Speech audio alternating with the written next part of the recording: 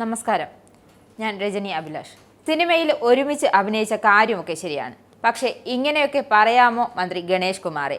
എന്താണ് കാര്യമെന്ന് ചിന്തിച്ചിരിക്കുന്നവർക്കായി പറയാം.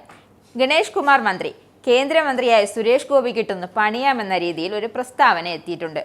മാധ്യമങ്ങളോടുള്ള കേന്ദ്രമന്ത്രി സുരേഷ് ഗോപിയുടെ സമീപനത്തിന്റെ പശ്ചാത്തലത്തിലാണ് മന്ത്രി കെ.ബി. ഗണേഷ് കുമാറിന്റെ പരിഹാസം.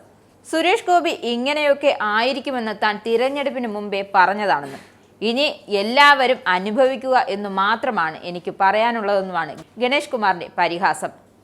എന്നാൽ മന്ത്രി ഒന്നറിയണം, കേന്ദ്രമന്ത്രിയോട് മാധ്യമങ്ങൾ സ്വീകരിക്കേണ്ട സമീപനം ഇതാണോ? എവിടെ വെച്ച് സുരേഷ് ഗോപിയെ കണ്ടാലും ചില മുഖ്യധാരാ മാധ്യമങ്ങൾക്ക് വല്ലാത്ത ഒരു ചൊറിച്ചിലാണ്.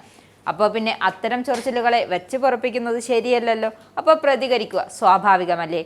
ഈ പറയുന്ന ഗണേഷ് കുമാറിനെയും ചെറുത്തു നിർത്തി മാധ്യമങ്ങൾ ഒന്ന് വേട്ടയാടി നോക്കട്ടെ.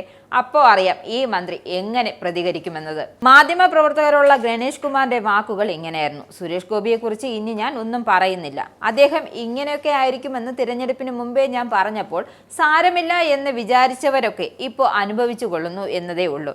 എന്റെ തിരഞ്ഞെടുപ്പ് പ്രസംഗം കേട്ട് എന്തിനാണ് നിങ്ങൾ ഇങ്ങനെയൊക്കെ പറയുന്നത് എന്ന് പലരും ചോദിച്ചിട്ടുണ്ട്.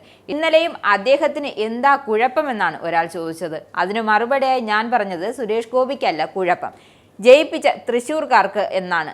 വർഷങ്ങളായി എനിക്ക് അറിയാവുന്ന ഒരാളെക്കുറിച്ച് ഞാൻ പറഞ്ഞ അഭിപ്രായമാണെന്നും തൃശ്ശൂർക്കാർക്ക് അദ്ദേഹത്തിനെ കൊണ്ട് എന്തെങ്കിലും ഉപകാരമുണ്ടാകട്ടെ എന്ന് ദൈവത്തോട് പ്രാർത്ഥിക്കാമെന്നും വർഷങ്ങൾക്ക് മുമ്പ് ഇദ്ദേഹം ഭരത്ചന്ദ്രനായി അഭിനയിച്ചതിന് ശേഷം അദ്ദേഹത്തിന്റെ കാറിന്റെ പുറകിൽ എപ്പോഴും ഒരു SP-യുടെ തൊപ്പിയുണ്ടാകും.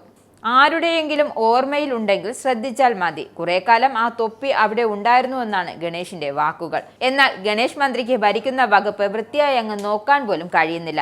ഗതികെട്ടൊരു വകുപ്പ് വേറെയില്ല. ജോലിയുണ്ട്, കൂലിയില്ല. ഇതാണ് KSRTCയുടെ അവസ്ഥ. എന്നാൽ ഇതൊന്നും നോക്കാതെ കേന്ദ്രമന്ത്രിയെ പരിഹസിക്കാൻ എന്താ ഒരു ശുഷ്കാന്തി. എന്തായാലും അറിയാത്ത പിള്ള ചൊറിയുമ്പോൾ അറിയും. നിങ്ങൾക്കും ആനന്ദ മീഡിയയുടെ പ്രേക്ഷകരിൽ ഒരാളാകണ്ടേ? യൂറോപ്പിലും US-ലും ആഫ്രിക്കയിലുമടക്കം പ്രവാസികൾ ഉള്ളയിടങ്ങളിലൊക്കെ ജനപ്രിയ ചാനലുമായി ആനന്ദ് മീഡിയ ഒപ്പമുണ്ട്. ഏഷ്യാനെറ്റ് ഫ്ലവേഴ്സ് അടക്കം നിങ്ങളുടെ വിരൽത്തുമ്പിലെത്തും. ആദ്യം റോക്കു ബോക്സ് സ്വന്തമാക്കുക. അതിൽ നിന്നും ആനന്ദ് മീഡിയ ആപ്ലിക്കേഷൻ ഡൗൺലോഡ് ചെയ്യുക, ഇൻസ്റ്റാൾ ചെയ്യുക. എന്നിട്ട് 02085866511 എന്ന നമ്പറിൽ ഞങ്ങളുടെ കസ്റ്റമർ കെയറിൽ ബന്ധപ്പെടുക.